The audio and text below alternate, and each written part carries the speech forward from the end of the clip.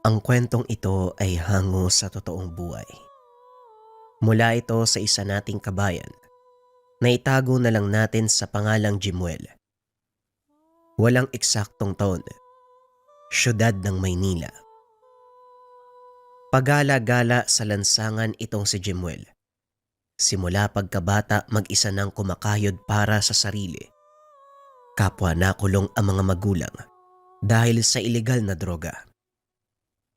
Napatawan ng parusang habang buhay na pagkabilanggo. Kaya naman hindi nagawang makalaya. 7 taong gulang si Jimuel nang magsimula itong magpakalat-kalat sa lansangan. Nanghingi ng kaunting barya sa mga taong nakakasalubong. Kung minsan ay nangangalakal ng basura sa pagbabakasakaling makahanap ito ng maaaring ibenta para panglamang tiyan. Sa murang edad, natuto ng lahat ng uri ng diskarte sa buhay ang binata. Ngunit ni minsan hindi nito pinasok ang pagnanakaw at anumang masamang gawain. Sa edad na 10, naglalako ito ng basahan o hindi kaya naman sampagita sa harap ng simbahan. Dito niya nakilala ang isang binatang bulag. Nakaupo ito sa sulok, nakasuot ng sombrerong debanig. Nagkalat ang barya sa paanan nito sa pag-aakala ng mga taong namamalimos ang binata. Madalas iniipon ni Jimuel ang baryang nagkalat sa tuwing mapapadaan siya sa lugar upang iabot sa binata. Ngunit sa halip na tanggapin, ibinibigay niya ito sa paslit. "Kuya, amin na po yung kamay niyo. Ibibigay ko po yung mga naipong barya." Wika ni Jimuel. Ay hindi na, sa'yo na yan, kunin mo. Ipangbili mo ng makakain. Kumusta ang araw mo ngayon? Tugon ni Leon. "Eto, medyo matumal ang benta ng basahan. Sakto lang ang balik ng puhunan. Kayo po, kumusta naman ang dilihensya dito?" Dilihensya? Anong sinasabi mo? "Hindi po ba namamalimos po kayo?" Mukha ba ako namamalimos? "Ay hindi po. Sa suot niyong damit tapos tungkod, may sombrero pa. Hindi nga po halatang namamalimos kayo." Sarkastikong sagot ni Jimuel. Natawa ang binatang nagngangalang Leon. Ito ang kadalasang tanong sa kanya ng paslit sa tuwing magagawi ito sa simbahan. Lingid sa kalaman ng lahat na hindi naman talaga pamamalimos ang pakay ng binata.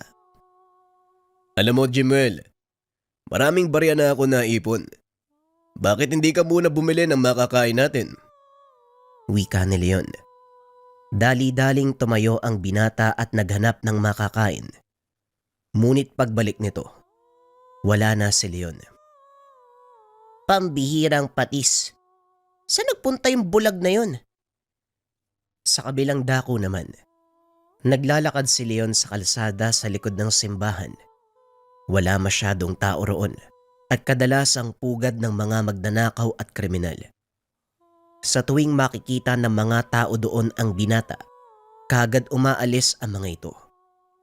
Nako, nandito na naman si Bulag. Siguradong sira na naman ang dilihensya natin dito. Wika ng isa sa mga kalalakian. Bakit pa kasi hindi na lang nating gripuhan yung tagiliran yan? Para wala ka ng kinakatakutan. Nagtataka naman ako sa iyo eh. Bakit takot na takot ka sa bulag na yan?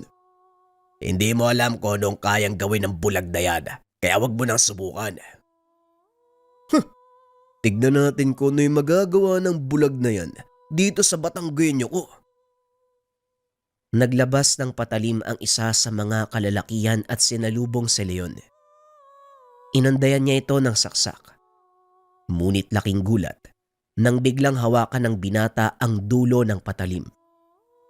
Pagsabihan mo nga tong si Tabachoy. Delikado ang maglaro ng patalim sa lugar na to. O ba't ang yabang ng lintik na to? Sinubukang hilahin ng lalaki ang patalim. Ngunit hindi niya ito matanggal mula sa pagkakahawak ni Leon. Partida, 2 daliri lang ang nakahawak dito. Makinig ka sa kasama mo, kaibigan. Hindi magandang maglaro ng patalim Lalo pat maya-maya lang, daraan na yung mga pulis dito. Maya-maya nga ay dumaan ang kapulisan, kaya dali-daling umalis ang dalawa. Tandaan mo, may araw ka din sa amin bulag.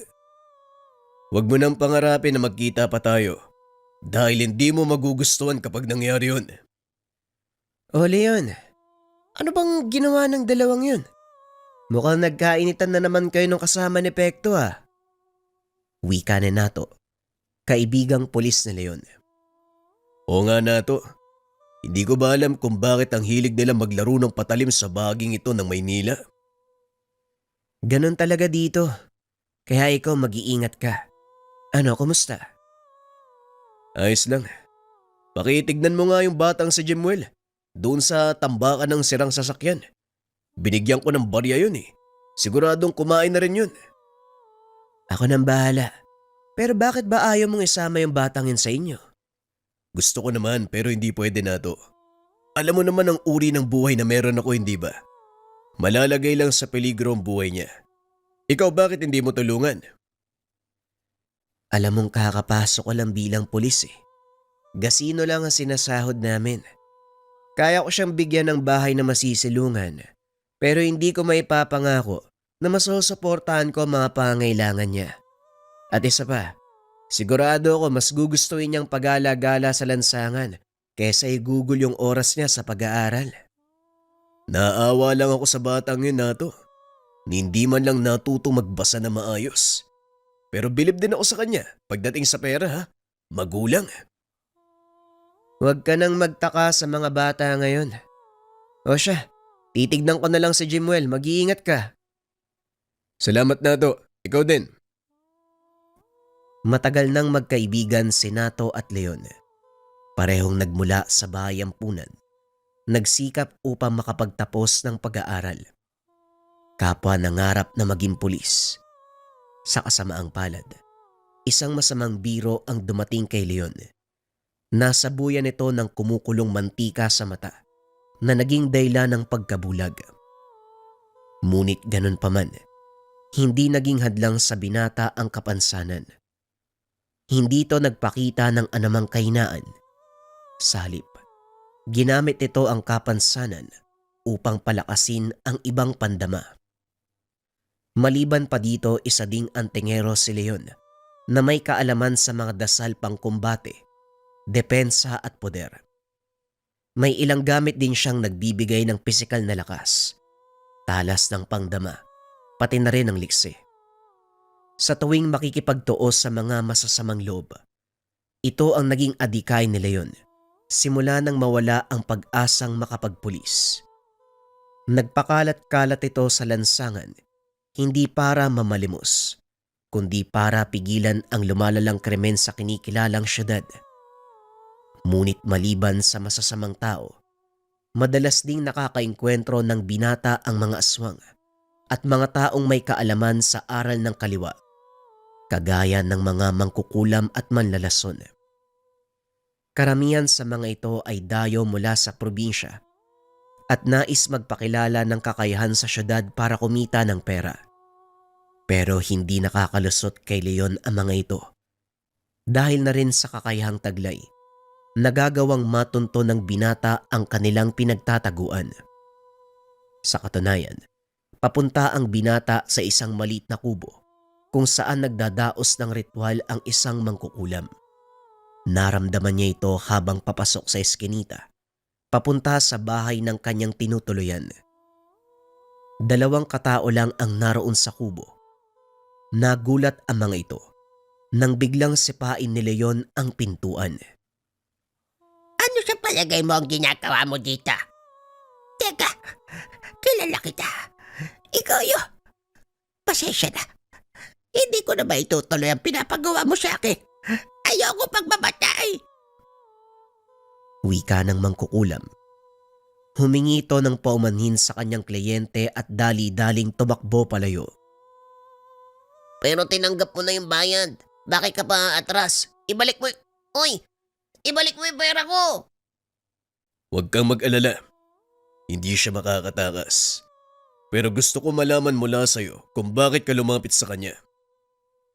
Gusto ko lang makaganti sa taong nangapi sa akin. Wala akong kakayahan dahil mahina ako eh. Kaya naganap ako ng taong may sapat na kakayahan para gumawa nun. Alam ko mali, pero wala na akong pagpipilian. Yun lang naman yung alam kong panani. May mga pulis tayo. Pwede kang lumapit sa kanila. Kasalanan sa Diyos at sa batas ng tao ang ginagawa mo. Magtagumpay ka man sa pagganti sa kanila. Darating ang panahon na sisingilin ka ng iyong mga ginawa. Umuwi ka na. Matapos kausapin ng tao, kagad itong umalis. Samantalang si Leon naman, sinuyod ang buong lugar upang hanapin ang mangkukulam.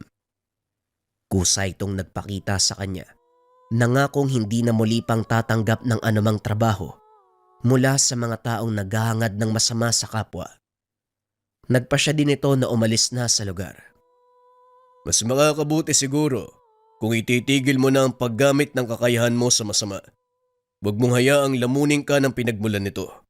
Ikaw bilang tao may karunungan ang siyang higit na nakakaalam ng tama at mali. Salamat sa payo mo. Hindi ko inaasahan na maririnig ko ito mula sa isang taong mas bata sa akin. Pag-uusap ng dalawa. Matapos ay umalis na sa lugar ang mangkukulam. Samantalang si Leon, muling bumalik sa harapan ng simbahan upang tignan kung naroon pa si Jimuel. Marahang naglakad ang binata. Tumawid sa kalsada papunta sa simbahan. Saktong naroon ang paslit, kaya dali-dali niya itong pinuntahan. Saan ka ba nang galing, kuya? Pinabili mo ako ng pagkain tapos umalis ka naman. Eto, may binigay na pansit yung pulis na kaibigan mo. Pasensya ka na, may ginawa lang ako. Tara, kainin na natin yan. Mukhang masarap ang pansit ha. Naupo ang dalawa sa gilid ng simbahan. Habang kumakain masayang nag-uusap ang mga ito, nang biglang matigilan si Leon. Bakit, kuya? Anong nangyari? Sandali lang, Jimuel. Pumasok ka muna sa loob ng simbahan. May gagawin lang ako. Hindi maunawaan ng paslit ang sinasabi ng binata.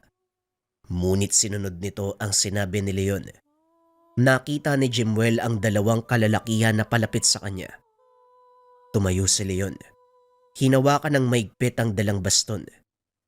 Alam ng paslit na may panganib na paparating. Kaya bilang paghahanda, dumampot ito ng 2 perasong bato upang ipangbala sa tirador. Dito lang pala kita matatagpuan kung saan-saan pa ako nakarating. Alam mo ba, marami sa mga kalahi ko ang namatay dahil sa'yo. Kasalanan nila kung bakit tumantong sa gano'n ang pangyayari. Binalaan ko mga kalahi mo na huwag gagalawin ng mga tao dito. Ngunit hindi sila nakinig. At sino ka sa palagay mo? Ang malaking katanungan sa isip ko, bakit mo ginawa ang lahat ng ito? Bakit mo kami kinakalapat? Kinakalaban. Kayo ang may maling ginawa at hindi ko maaaring palampasin ang ganitong gawain. Itinuring niyong pagkain ng mga tao. Sinisira niyo ang balanse ng lahat ng bagay. Wala kaming pake sa sinasabi mong balanse. Ang mga tao ay may hina at ang tanging silbi nila, maging pagkain para sa mga kagaya namin. Pinabalaan kita bulag. Sa oras na malaman ko na meron pang namatay na kalahi ko dahil sa'yo, mananagot ka sa akin. Kagaya ng sinabi ko, sa oras na galawin mo ang mga tao, hindi ako magdadalawang isip na labanan kayo. Tignan natin ang tigas mo. Hanggang saan ang magagawa ng isang gaya mo na walang paningin laban sa aming nabiyayaan ng lakas? Tama ka. Tignan natin. Dahil hindi ako titigil hanggat may mga kagaya niyong nais manggulo sa mundong ito. Matapos ang pag-uusap, umalis ang 2 lalaki. Muling bumalik si Jimuel at hinawakan sa kamay si Leon. Loko yung mga yun, kuya. Sino ba sila? Bakit ka nila inaaway? Wala yun, Jimuel. Hayaan mo na sila. Halika na. Kumain na uli tayo. Sa kabila ng sinabi ng binata, hindi mawala kay Jimuel ang pag-aalala. Hindi man lubusang nauunawaan ang nangyari, alam niyang malaking panganib ang hinaharap ng kaibigang si Leon. Matapos kumain, dali-daling nagpaalam ang paslit. Pinuntahan nito si Nato sa estasyon.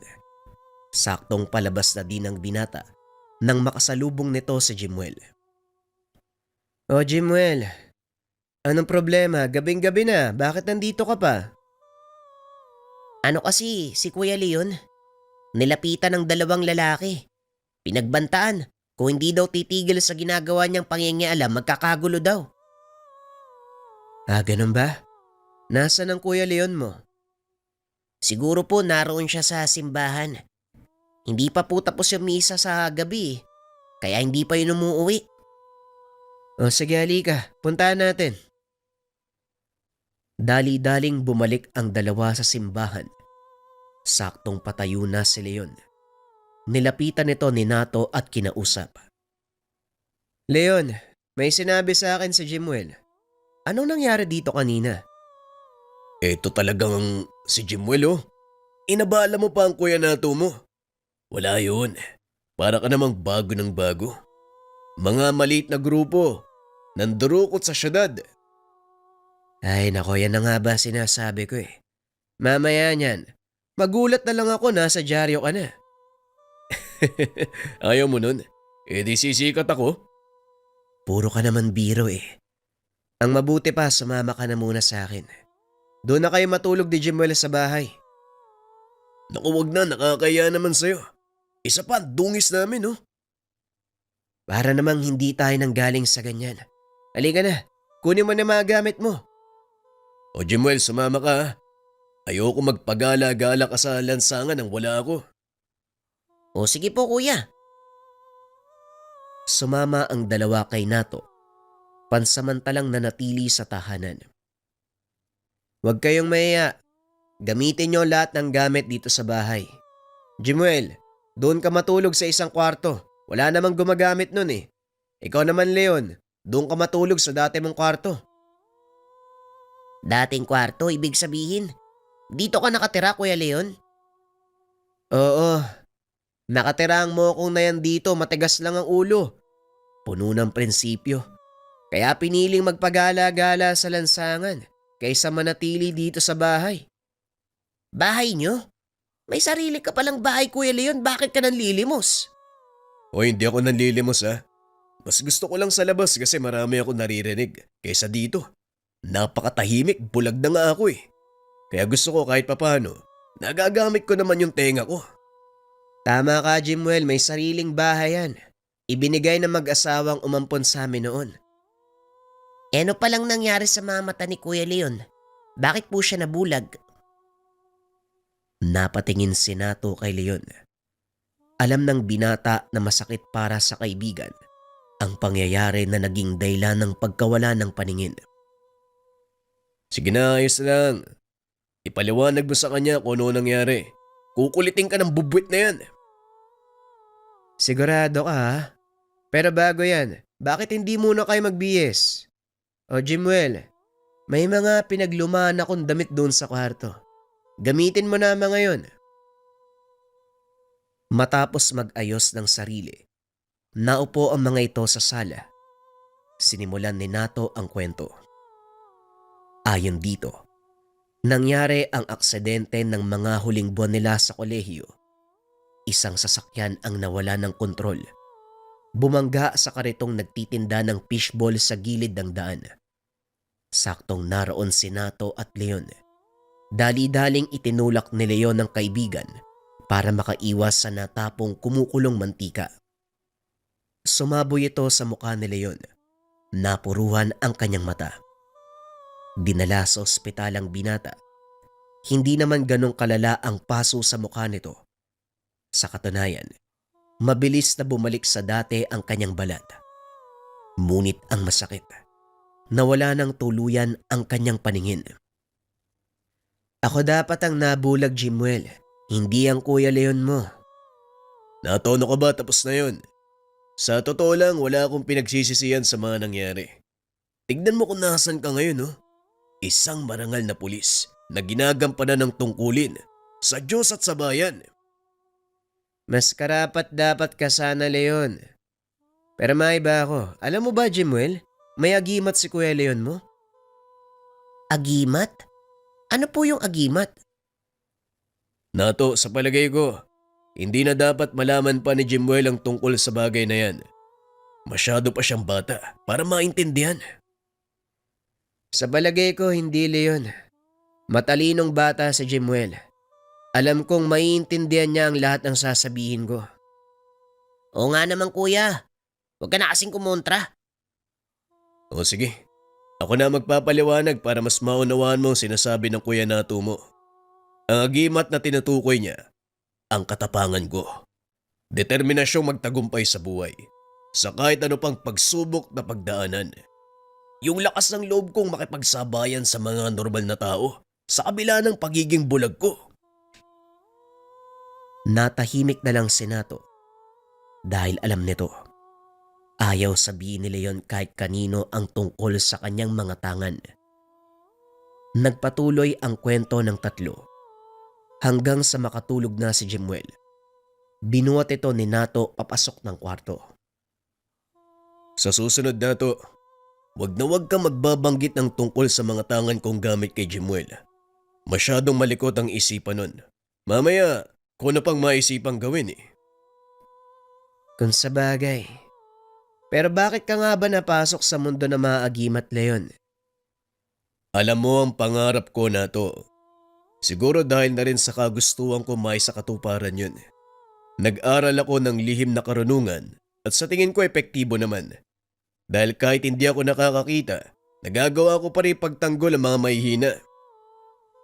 Pero mag-iingat ka pa rin. Sa larangang pinasok mo, hindi lang ikaw ang may kaalaman. Alam kong hindi pang karaniwang tawang lumapit sa'yo kanina. Kung hindi ako nagkakamali, si Amado ang taong yon, hindi ba? Tama ka na to. Pinagbantaan na naman ako eh. Kung hindi titigil sa pakikialam sa gawain nila, mapapahamak ako. Ay nako. Hawak ni Amado ang mga sindikato dito sa Maynila. Kahit yung mga maliliit na grupo sa bandang Basego, napapasunod niya ang mga ito.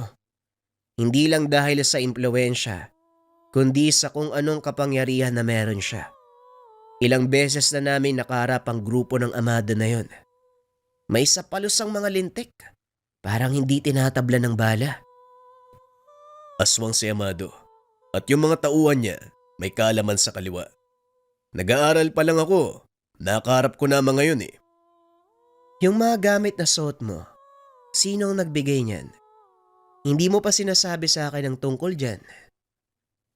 Ang yumaw ko maestro, si Tatang Emong. Si Mang Emong, yung nagtitinda ng pampalaglag sa Quiapo. Sigurado ko bang siya yung nagturo sa inyan? Pasensya na, Leon. Kung hindi ko nakita ang mga ginawa mo, parang ayoko maniwalang may ganong kaalaman si Mang Emong. Madalas sa pagkakamalang huwad si Tatang Emong. Pero ang totoo, isa siyang lehitimong antingero. Nangangalap din siya ng mutya. Ang pagbebenta niya ng mga pampalaglag na gamot ay paraan lang para itago ang totoo niyang pakay. At yun nga, ang pagtugi sa mga taong may kaalaman sa kaliwa na ginagamit ang kakayahan para mamerwisyo. At syempre, ano pa ba? Malamang sa kapwa. Ipinagpatuloy ko lang ang sinimulan niya na to. Mag-isa kang nakikipaglaban sa kanila. Siguradong hindi bababa sa 10 ang mga kagaya ni Amado sa kanilang grupo. Idagdag mo pa ang mga kaalaman ka mo. San ba yun, sa kaliwa? O paano ka mananalo sa kanila? Malakas ang pananalig ko sa tangan kong gamit at sa Diyos. Alam kong papanigan ng Diyos ang aking adikain. Mag-iingat ka lang, kaibigan. Palagi mong tatandaan, nasa likod mo lang ako. Maraming salamat na to. Pero hanggat maaari, iniiwas kita sa gulong pinapasok ko. Dahil ayoko masangkot ka sa masalimut na buhay at makitid na daan na meron ako. Anak ng, grabe pare. Parang bago ka ng bago. Simula pagkabata magkasanggana tayo. Ngayon pa ba kita iiwan? Pag-uusap ng dalawa. Halos madaling araw na nang matapos sa mga ito Kaya naman tinanghali ng gising si Leon. Kinabukasan maagang nagising si Jemuel upang maggala sa lansangan. Ngunit bago pa man ito makalabas ng bahay, sinita siya ni Nato. "Saan ka pupunta? Tulog pa si Manong Jemuel ha? At isa pa, may makakain naman dito sa bahay. Bakit kailangan mo pang gumala sa lansangan?" Nakakahiya po, Kuya Nato. Hindi niyo naman po ko kaano-ano. Kaibigan kita. Kaibigan mo din si Leon. At lahat ng kaibigan ko ay pamilya. Kaya bakit ka mahihiya? Kasi po, nasanay na akong kumakayod ng mag-isa eh.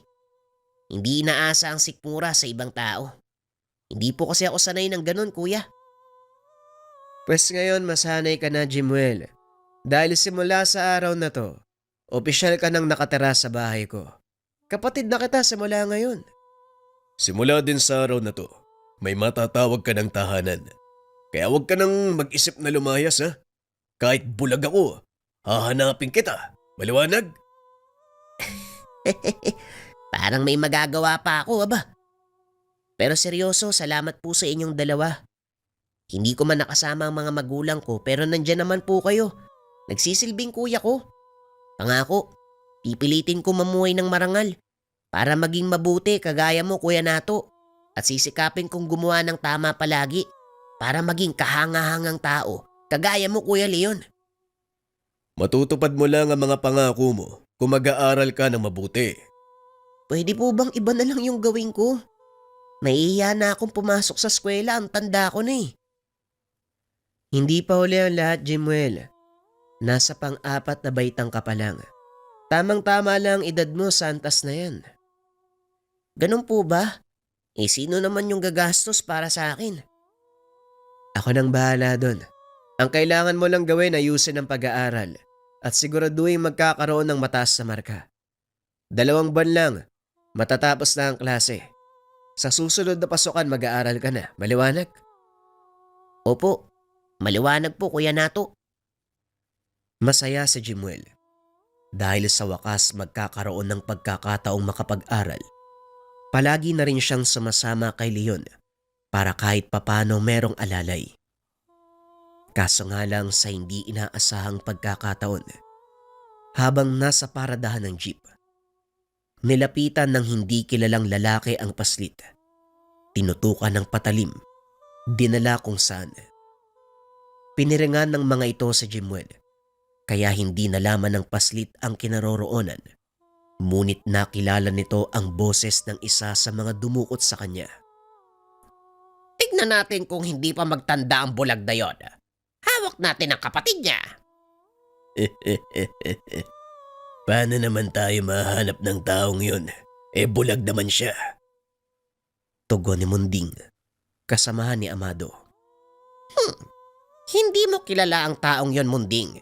Kagaya mo, matalas din ang pakiramdam niya. May tangan din bang mutya ang taong yon, Kamado? Hindi lang mutya. Humanda ka. Dahil sa oras na matunto ni Kuya Leon yung kinaroroonan ko, siguradong walang matitira sa inyo. Tumahimik kang bata ka. Hindi ka ba tinuruan ng mga magulang mo na wag sasagot kapag nag-uusap ang mga matatanda? Sige lang. Magyabang ka lang, hindi mo kilala si Kuya Leon. Pati si Kuya Nato. Pag nalaman nilang dinukot niyo ko, siguradong gagawin nila ang lahat para matuntun kayo. Yun nga ang dahilan kung bakit ka namin dinukot. Upang lumabas sa lungga ang iba pang kasama ng bulag. Hindi ako naniniwala na wala siyang ibang kasama. Maniwala ka man o hindi, wala na akong paki. Pero sisiguraduhin ko sa'yo, sapat na si Kuya Leon para sa inyong lahat. Hindi niya kailangan na makasama para talunin kayo. Masyado kang namamangha sa bulag na yon. Bakit? Ano bang nakita mo sa kanya? Wala naman. Pero naniniwala ako na malakas si Kuya Leon. At malaking pagkakamali ang ginawa niyo. Tignan natin kung hanggang saan ang tapang ng bulag na yan. Kamado, ako nang bala sa kanya. Walang makikialam. Ipapaubaya ko sa iyo ang taong yon, Munding. Sisiguraduhin ko sa'yo na walang makikialam. Basta tiyakin mo na hindi na makakalabas sa lugar na ito ang bulag na yon sa sandaling pumasok siya. Matapos makipag-usap, umalis na si Amado kasama ang kanyang mga tauhan. Naiwan si Jimwell kay Munding. O bakit mo naman pinaalis yun? May tiwala ka ba sa kanya? Masyadong matabil. Alam mo bang marami ang napapahamak sa ganyang ugali? Sa palagay ko, kabaliktaran ng sinasabi mo. Alam mo ba, dahil sa pagiging matabil ng bunganga ko, kumikita ako ng pera sa lansangan. Total, nag-aantay pa ako sa pagdating ng kapatid mo. Bakit hindi mo ipaliwanag ang tungkol sa kanya? Hindi ko totoong kapatid si Kuya Leon, pero tinuturing niya akong kadugo. Tama ka, bulag nga ang taong yun. Mabagal maglakad, halos wala kang maririnig eh. Kaya nagugulat na lang yung mga kalaban niya. Bigla siyang sumusulpot. Kasing dulas ng palos ang kanyang balat at kasing liksi ng butiki. Kahit hindi niya nakikita ang kalaban, nararamdaman niya ang presensya niyo at yun ang ginagamit niyang pamamaraan para makipaglaban. Pagpapaliwanag ni Jimwell. Habang nagsasalita, isa-isa nang nagbabagsakan ang mga tauhan ni Munding nang hindi niya namamalayan. Parang tauhan sa pelikula ang taong tinutukoy mo. Tignan natin. Baka sa tauhan ko pa lang, hindi na siya makalusot. Diyan ka nagkakamali. Baka sa oras na to, ubus na ang mga kasama mo. Maya-maya ay pumasok ang isa sa mga kasama ni Munding.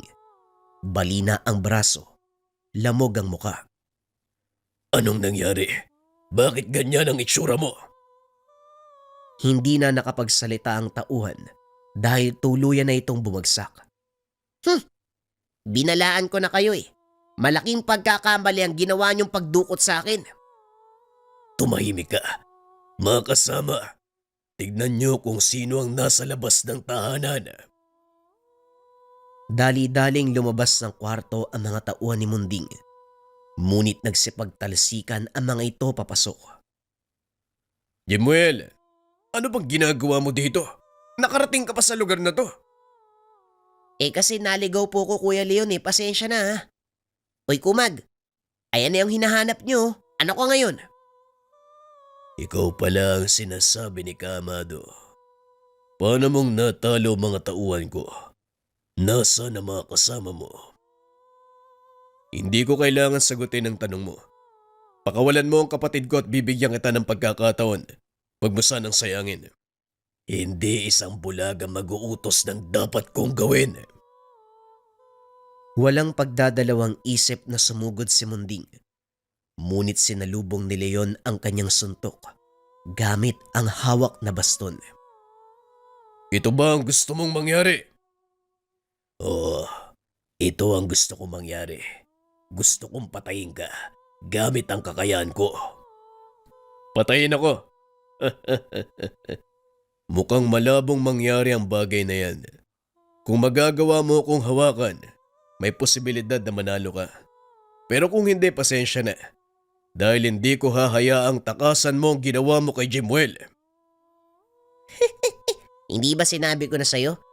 Malaking pagkakamali yung ginawa mong pagdukot sa akin. Buti nga sa'yo. Dahil sa pangaasar ni Jimwell, lalong nagalit si Munding. Dahilan para mawala ito sa wisyo. Paulit-ulit niyang sinugod si Leon. Dito nga napatunayan ni Munding ang sinasabi ng paslit. Malapalos kung kumilos si Leon. Kasing likse ng butike kung umilag. At sa tuwing aatake ang binata, ramdam na ramdam ni Munding ang mga suntok nito. Anong nangyari? Bakit parang bumagal yung kilos mo? Huwag ka masyadong mayabang bulag. Hindi ka pa nananalo. Nakatayo pa rin ako. Ang tanong, hanggang kailan? Muling sumugod si Munding. Kaso nga lang ganun pa rin.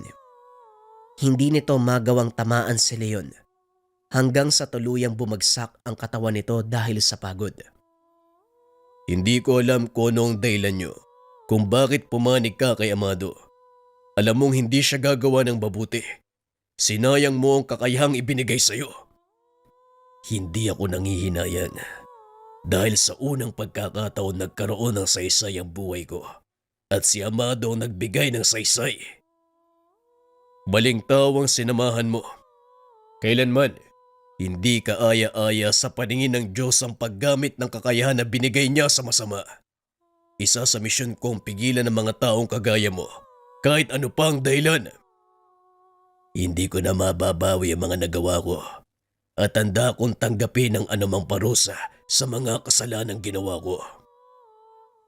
May pag-asa pang baguhin ang landas na tinahak mo. Hindi pa uli ang lahat para sa mga taong nais magbago. Tumalikod ang binata. Marahang tumayo si Munding, kaso nga lang biglang napasigaw at muling bumagsak. Sayang ang binigay kong pagkakataon sa iyo, Munding. Malaki pa naman ang tiwala kung mapapatay mo ang bulag na ito. Pero nabigo ka. At anong sinasabi mong pagbabayaran mo ang mga kasalanang nagawa? Walang ganon. Ako ang nagbigay sa iyo ng ikalawang buhay. At ako din ang may karapatan na kumuha nito. Nanlaki ang mga mata ni Jimuel nang makitang lumusot ang kamay ni Amado sa katawan ni Munding. Kuya Leon, pinatay ng lalaki yung kalaban mo. Diyan ka lang, Jemuel.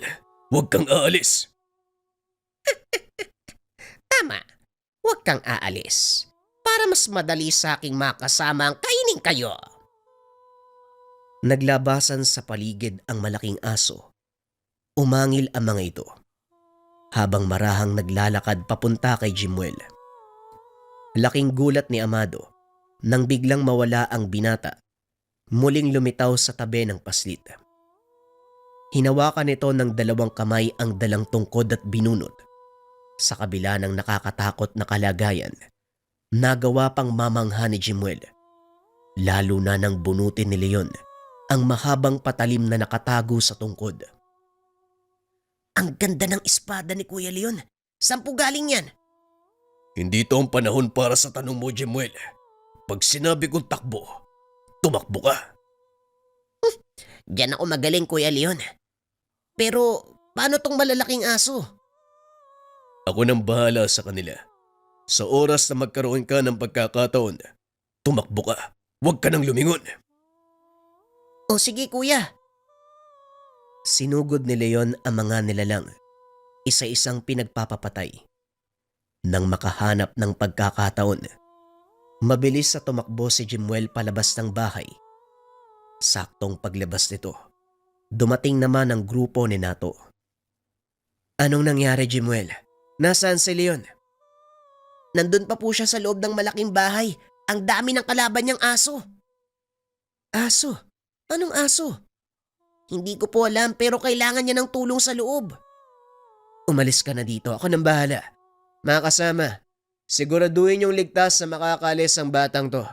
Magpapaiwan ako. Kagad nang umalis ang mga kasama ni Nato kasama ni Jimuel. Nagpupumiglas na ang paslit. Kaso nga lang walang magawa. Pumasok si Nato sa loob ng lumang bahay. Nakitang nakikipaglaban si Leon sa hindi nakikitang kaaway. Nanatili itong nakatayo habang nakaumang kung saan ng kanyang baril. Lumabas mula sa madilim na sulok ng bahay ang isang malaking aso. Pinagbababaril ito ni Nato, ngunit hindi tinatabla ng bala. Sasakmali na siya ng nilalang nang biglang mahati ang ulo nito sa dalawa. Ano bang ginagawa mo dito? Ano ba sa tingin mo? Di tumutulong. Hindi tinatabla ng bala ang mga yan. Umalis ka na, bago ka pa mapahamak. Ganun ba? Di bigyan mo ko ng armas na pwedeng ipanglaban sa kanila. Sa tingin mo iiwan kita mag-isa dito? Ang tigas ng ulo mo. Pasensya na. Nagkaroon ka ng kaibigan na matigas ang ulo. Eto, gamitin mo ang kutsilyo. Gawa yan sa tanso. Yan lang ang tanging makakasugat sa kanila. Mga aswang ang kalaban natin Nato. Kaya iwasan mong makalmot o makagat. Makamandag ang laway nila. Isang maling galaw lang. Maaari ka mamatay. Maliwanag, Leon. Sige na, kunin mo ang sakanan. Akin ang sa kaliwa. Magkatalikod ang dalawa habang inaantay ang paglabas ng mga nilalang. Mga hangal, hindi nyo matatalo ng basta-basta ang mga alaga kong aswang. Dinisenyo ang katawan nila upang hindi makaramdam ng sakit, kaya walang silbi ang mga atake nyo. Eh di mas mabuti. Nang sa ganon payapang makatawid sa kabilang buhay ang kanilang mga kaluluwa. Bawat aswang na napapatay ni Leon, inaalaya niya ng dasal. Hanggang sa iilan na lang ang natira. Biglang napatingala si Amado dahil nagpulasa na ang mga alagad. Pasalamat kayo. Papasikat na ang araw. Dahil kung hindi, siguradong walang matitirang buhay sa inyo. Bago tuluyang umalis, nag-iwan siya ng banta. Tandaan mo ang araw na to, Leon. Sa susunod na pagkikita natin, sisiguraduhin ko ang kamatayan mo. Ito ang pangako ko sa aking Panginoon. Hindi sumagot ang binata. Handa siyang harapin ang hamon ni Amado. Masiguro lang na hindi na ito manggugulo pa. Malakas ang kalaban natin, Leon. At sa pagkakataong ito, mukhang hindi mo siya kakayaning mag-isa. Alam ko yun, Nato. Pero hindi ako papayag na magbuwis ka ng buhay ng dahil sa akin. Nakakalimutan mo yatang pulis ako, Leon. Kahit ano pang gawin o sabihin mo, banta sa taong bayan ang kalaban mo. Gagawin ko ang lahat upang may sa katuparan ng tungkuling nakapalob sa tsapa at uniforme ko. Nag-aalala ako para sa'yo, Nato. Ganon din naman ako sa'yo, Leon. Lalo pat kasalanan ko kung bakit ka nawala ng paningin. May dahilan ng Diyos kung bakit niya hinayaang mangyari ang bagay na to. Makasalanan ng mundong ginagalawan natin. At bilang lingkod, inalis niya ang paningin ko para hindi mabahira ng kamunduhan ang aking paningin. Naging instrumento ka ng Diyos, kaya sa halip na sisihin mo ang iyong sarili, matuwa ka dahil ginamit ka ng Diyos para sa kanyang dakilang plano. Oo na, halika na, umuwi na tayo. Daanan natin si Jimwell sa estasyon. At isa pa, kailangan ko magbigay ng ulat sa mga nangyari. Pagkasundo natin kay Jimwell, mauna na kayo sa bahay. Hindi pwede. Sabay tayong uuwi. Ngayong nakita ka na ni Amado, siguradong hindi siya titigil hanggat hindi ka napapatahimik. Kung sa bagay, sandali lang naman din ang gagawin ko. Kaunting pitik lang ng manikilya yon. Pagdating sa presinto, naupo si Leon sa sulok. Pinakikiramdaman nito ang paligid. Napansing napakaraming tao sa lugar na yon. Maya-maya ay lumabas si Jimwell mula sa isang kwarto. Nakita nito si Leon na nakaupo. Mabuti naman kuya, ligtas ka. Teka, nasan si Kuya Nato? Naroon pa sa opisina ng kanyang hepe. Kausap niya. Gumawa ng ulat sa nangyari. Ganun ba? Alam mo kuya, wala akong tiwala sa mga taong nandito. Uy, inaan mo yung bunganga mo. Mamaya may makarinig sa'yo eh. Pasensya na, pero yun po talaga yung naramdaman ko kuya. Hindi ko alam kung bakit. Pero parang masama yung kutob ko sa mga taong nandito eh. Kanina pagdating namin, may nakita pa ako mga taong nakasuot ng kagaya kay Amado. Ipaliwanag mo sa akin ang kasuotan nila. Itim na damit pang itaas na may simbolo ng tatsulok. May mata sa gitna. May nakasulat sa paligid, hindi ko maintindihan eh. Mga kulto. Anong ginagawa nila sa lugar na to? Doon nga ako nagtataka kuya. Kasi mga mandurukot, mga kawatan yung mga yun eh. Bakit labas-masok sila sa istasyon ng pulis? At saka, hindi na ituloy ng dalawang usapan dahil lumabas ng silid senato. Nakasimangot ang muka. Napansin ni Jimwell. Wala na ang barel at tsapa nito. Ano pong nangyari Kuya Nato? Nasuspende ko. Rumisponde ko nang walang paalam kay Hepe. Yung pagtulong ko napasama pa. Idinamay ang ilan sa mga kasama kong pulis. Yan ang sinasabi ko sa'yo, Nato. Naapektuhan ang trabaho mo ng dahil sa akin. Oo nga eh. Pero alam mo ba, Leon? Magandang pagkakataon to para makapaganda. Makapaganda. Para saan? Kailangan nating pagandaan ang pakikipaglaban kay Amado. Hindi magtatagal. Muling magkukrus ang landas nyo. Lalo pat may impluwensya ang taong yon sa presintong ito. Mukhang yan na nga yata ang sinasabi ni Jimuel. Pero bago ko ikwento ang tungkol dyan, umalis na muna tayo dito. Mas mabuti pa nga. Halika na, Jimuel.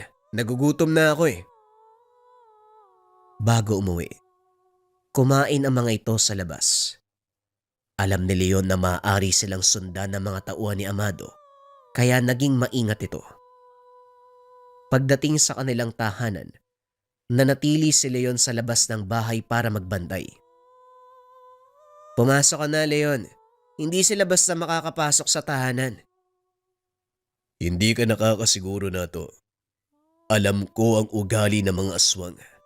At dahil sa nangyari, siguradong gaganti ang mga yon. Marami sa kanila ang napatay ko. Kung sa bagay, tama ka nga naman. Bueno, dito na ako matutulog sa sala para kung sakaling may dumating, malaman natin kagad. Dito na din ako, Kuya Nato. Nakakatakot sa kwarto. O sige, kumuha ka ng banig at unan doon sa kwarto mo. Ilatag mo dyan sa sahig. Sinunod ng paslit ang sinabi ni Nato. Matapos maglatag, kagad nang nakatulog. Mukhang hindi na nagsasalita si Jimuel. Tulog na ba siya? Oo, kawawa naman. Pagod na pagod. Napakabata pa niya para maranasan ang ganitong bagay. Alam kong nakita ni Jimuel kung paanong pinatay ni Amado si Munding. Ngunit hindi mo makikita sa kanya ang pagkabalisa sa kabila ng nangyari. Oo nga eh. Kung ibang bata siguro natulala at biglang napasigaw si Jimuel. Dali-daling niyakap ni Nato. Lumayo kayo sa akin. Huwag kayong lalapit. Jimuel, nananaginip ka lang. Nandito kami ni Kuya Leon mo. Kailangan na nating tapusin ang laban. Masyado nang maraming napeperwisyo ang Amado na yan. Ano nang plano mo ngayon? Sila naman ang papalabasin ko sa lungga. Pag-uusap ng dalawa. Kinabukasan, maagang umalis ng bahay si Nato at nag-ikot sa paligid. Pinuntahan nito ang mga galamay ni Amado. Napag-alaman ng binata na konektado din ang aswang sa mga sindikatong naglipana sa syudad. Yan ang sinabi sa akin ni Maestro nung nabubuhay pa siya. Hindi lang pagkain ang habol ni Amado sa syudad, kung hindi kapangyarihan. Hawak niya ang ilang malaking pasugalan at ilegal na bahay-aliwan. Kung ganon, hindi na tayo mahihirapang palabasin siya sa lungga. Ako nang bahala sa parte niyan. Maganda ka, Leon. Sisimulan natin ngayong gabi ang plano. Pagsapit ng dilim, pinasok ng dalawang isa sa mga pasugalang pinoprotekta ni Amado. Kahit suspendido sa trabaho, maraming kasama ng binata sa loob, kaya nagawan niya ng paraan na mahuli ang mga namamalakad. Una pa lang yan. Magantay ka, Leon. Sa oras na malaman ni Amado ang nangyari, kusa siyang lalabas at siguradong tayo ang una niyang hahanapin. Yan din ang inaasahan ko. Ang sa akin naman, baka pagbalingan niya uli si Jimuel. Hindi mangyayari yon. Matalino si Jimuel at siguradong alam niya ang mangyayari. Natatawa na nga lang ako eh, dahil puno ng bawang ang pintuan, pati yung bintana. Talaga lang ha? Sana lang, magawa natin kagad ang paraan ng gulo na ito. Masyado nang masikip ang mundo para kay Jimuel. Nadadamay siya sa gulong pinasok ko. Kaya nga tayo kumikilos, hindi ba? Huwag kang mag-alala. Malulusutan din natin to, magtiwala ka lang. Sunod-sunod na operasyon ang ginawa ni Nato at Leon hanggang sa maubos sa mga ito ang organisasyon na pinangangalagaan ni Amado. Kaso nga lang, hindi pa rin ito nagpapakita. Mukhang alam ni Amado ang plano natin. Ano sa tingin mo mas makakabuti? Magantay pa rin tayo. Sa ngayon hindi kumikilos sa mga galamay ni Amado. Tahimik din kahit mga maliliit na sindikato sa takot na baka sila naman ang isunod. Laganap na sa buong syudad ang ginawa ng dalawa. Kaya naman mainit sa kanila ang ilang taong gumagawa ng iligal. Ilang araw ang lumipas. Wala pa ring paramdam mula kay Amado. Maging ang mga tauhan nito ay tila nanahimik. Ngunit hindi nagpakampante si Leon. Patuloy itong naging alisto sa mga posibleng maganap. Alam niyang tuso ang kalaban. Marami ang koneksyon. Isang araw, habang pauwi sa pag-iikot ang binata, isang hindi pamilyar na presensya ang naramdaman. Patuloy na sumusunod sa kanya. Mabuti na lang hindi kasama ng binata si Jimuel ng gabing iyon. Alam ni Leon, napakawala ni Amado kung anong nilalang ang nakasunod sa kanya. Huminto ang binata at hinarap ang kalaban. Bagaman hindi nakikita, alam nito na isang mabangis na elemento ang nasa paligid. Nakarinig ng malakas sa pagaspas ng pakpakang binata at mula sa itaas, may kung anong bumulusok. Sinubukan siyang dagitin. Inilabas ni Leon ang kanyang patalim. Sinalubong ang ikalawa nitong pag-atake. Napasigaw ang nilalang nang tamaan ito ng binata. Bumagsak ito sa lupa at dahil sa ginawang ingay, natunton ni Leon ang kinaroroonan ng nilalang. Walang pagdadalawang isip na pinatay ng binata ang kalaban. Napagtanto na isa itong manananggal. Maya-maya dumating si Nato. Nagulat ito sa nakita, kaya sunod-sunod na tanong ang binato kay Leon. Anong nangyari dito? Nasaan ang kalahating katawan niyan? Manananggal ang nilalang. Kailangan nating mahanap ang kalahati ng katawan. Dahil kung hindi, magpapagala-gala yan sa paligid para hanapin ang itaas sa bahagi. Kapag nangyari yon, siguradong malaking kaguluhan ang magaganap. O sige, pero paano naman natin makikita yung kalahati ng katawan niyan? Simple lang. Antayin natin mag-umaga at kusang gagapang ang katawang ito papunta sa kanyang kahati. Gagapang, patay na to eh. Paano mangyayari yun? Yan ang isa sa mga katangian ng manananggal. Kahit patay na ang kalahating katawan, hahanapin ito ang kanyang kahati at sa oras na matagpo sila, maaaring muling mabuhay ang manananggal. Grabe, nakakatakot pala ang isang yan. Siguradong malapit lang dito ang kalahati ng katawan niya.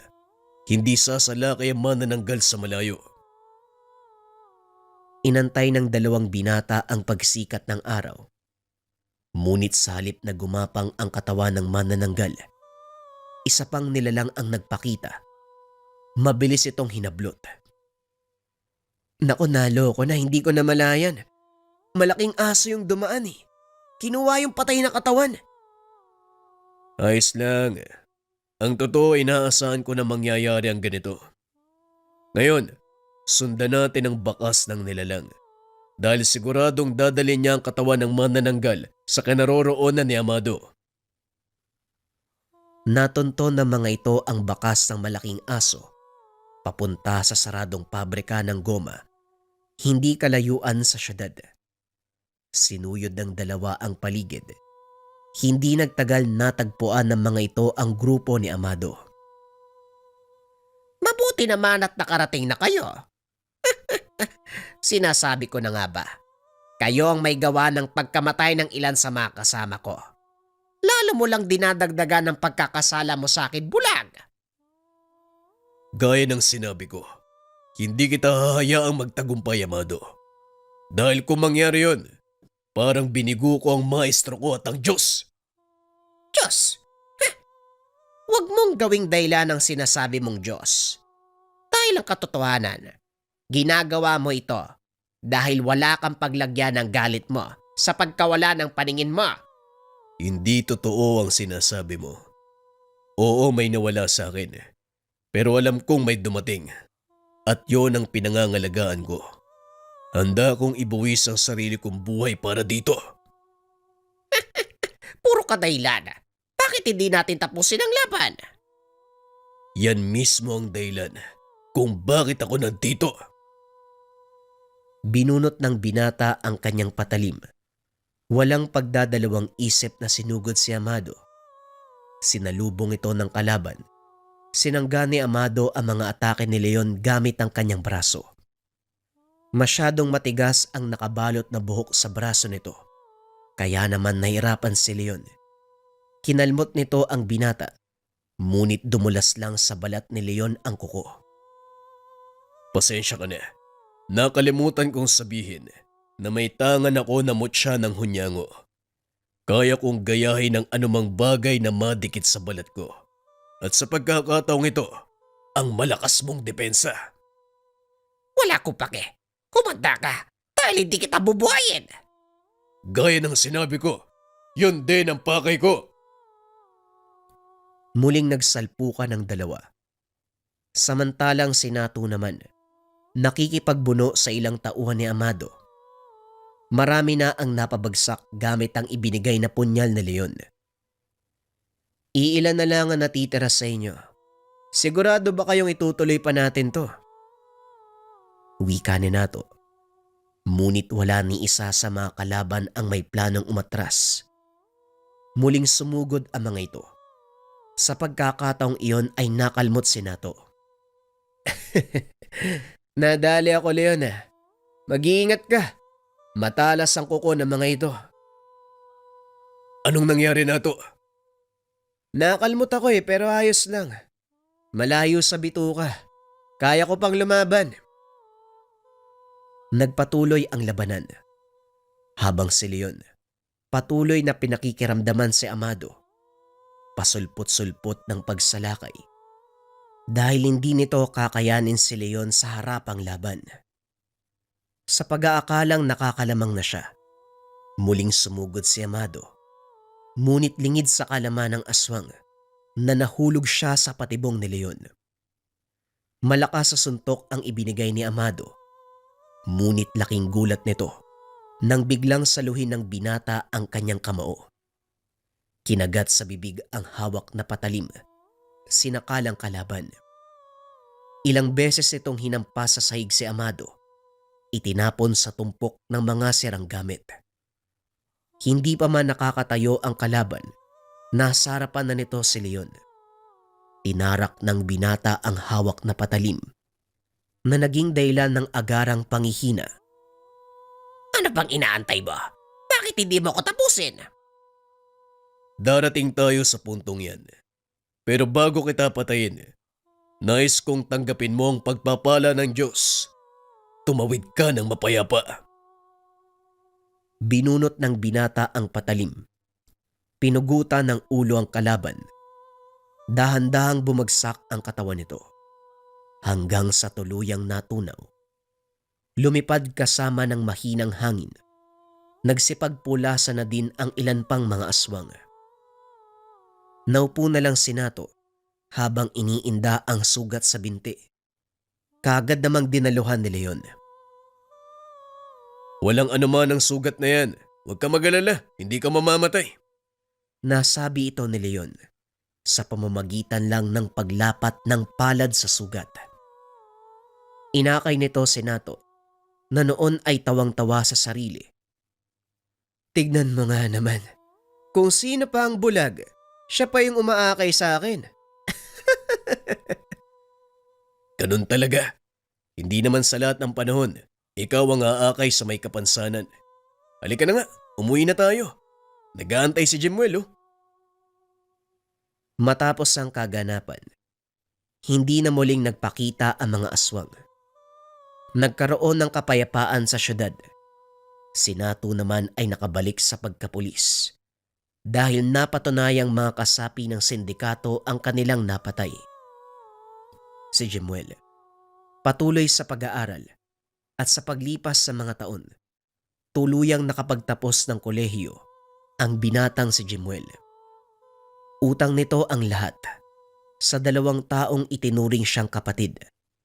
At dahil sa kabutihang ipinakita sa kanya, hindi kinalimutan ni Jimuel ang mga panahon na kinupkup siya ng isang pulis at isang antengerong bulag.